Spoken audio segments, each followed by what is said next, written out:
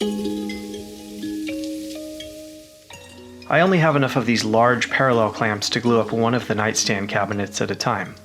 So while the glue dries, I'm going to design and build the legs. If you remember the first video in this series, I left the leg design open to a lot of interpretation. I figured I would cross that bridge when I got to it.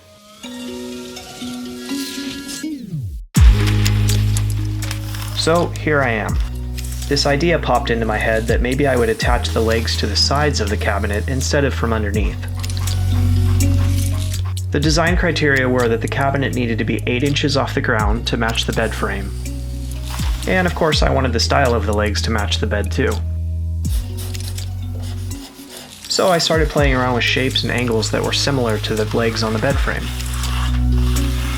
And by the way, some of you might remember this legacy version of SketchUp. It's version 0.0.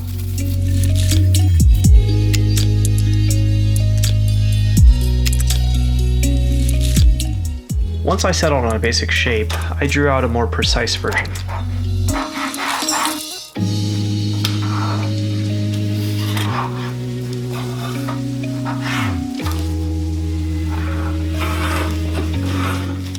It seemed like it was missing something, so I added a middle section that raised the top part up by 1.5 inches just to see what that would look like.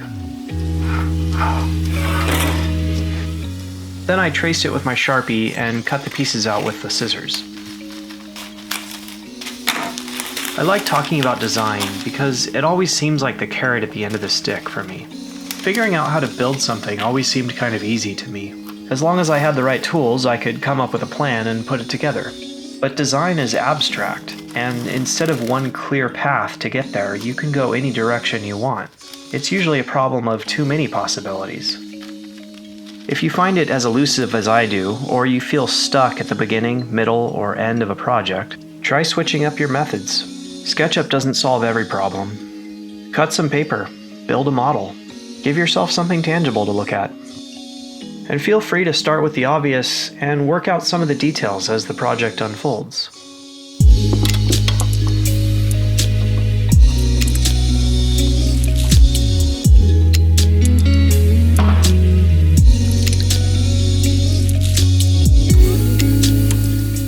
Once I established the overall height of the legs, I started cutting out some blanks with a little bit of length to spare.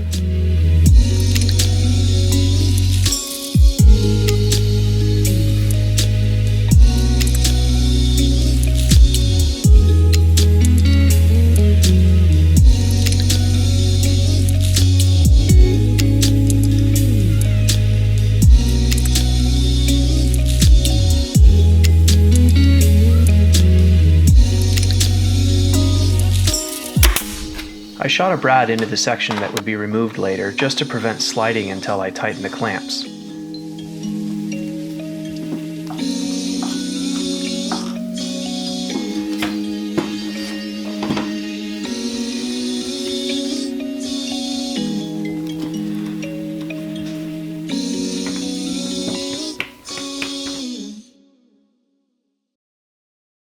I think I may have just actually justified my clamp collection.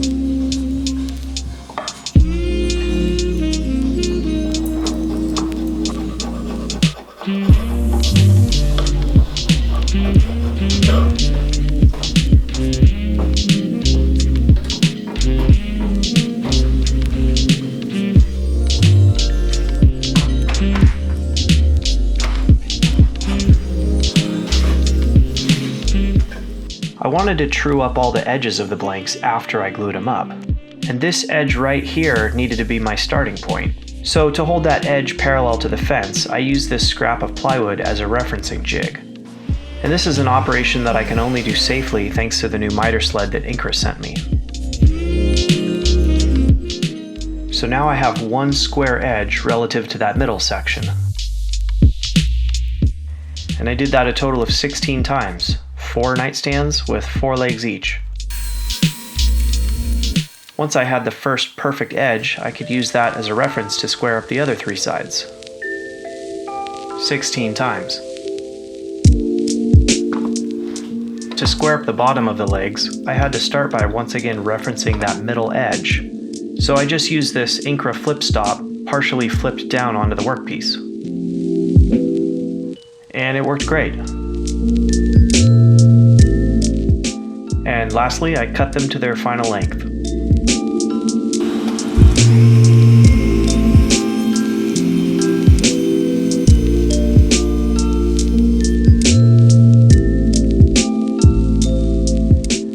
"16 times.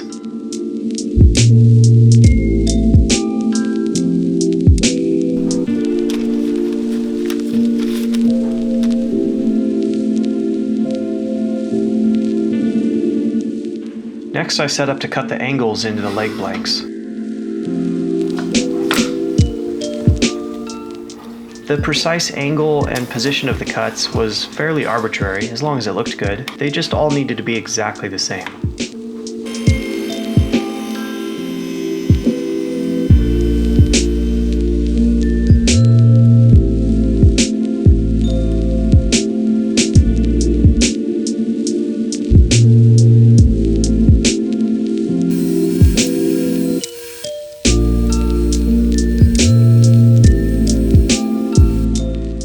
Maybe I should make a Mobius strip.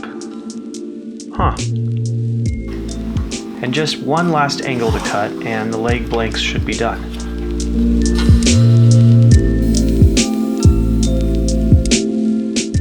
Times 16.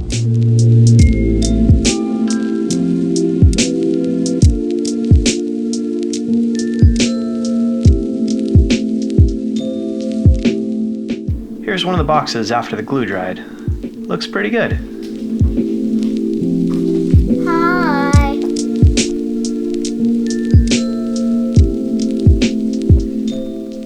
My woodshop may be small, but I share my space with a fellow boat builder.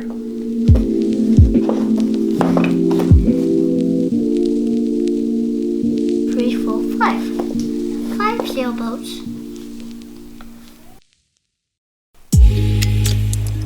I'm thinking that a good sign for stability is that it only takes 2 spring clamps to hold the thing together.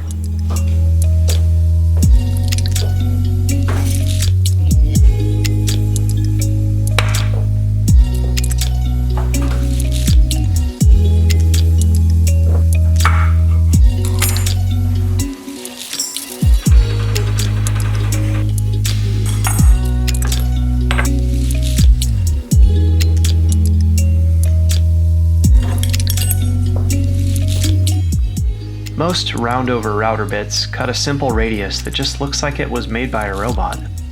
And that's what I like about this one. The finished edge just looks a little more like it was shaped by hand.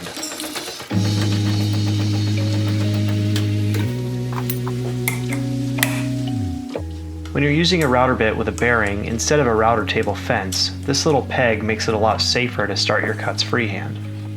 You can push your workpiece up against the peg until you're safely in contact with the bearing. And by the way, I'm taking this first pass at about half the final depth.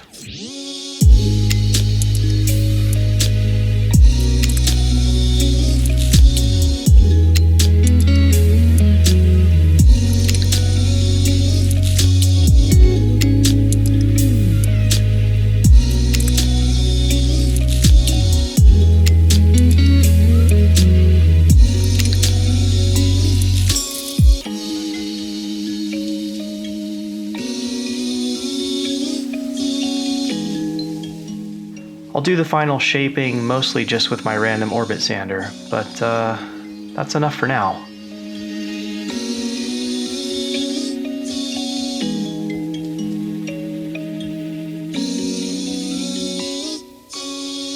See you later.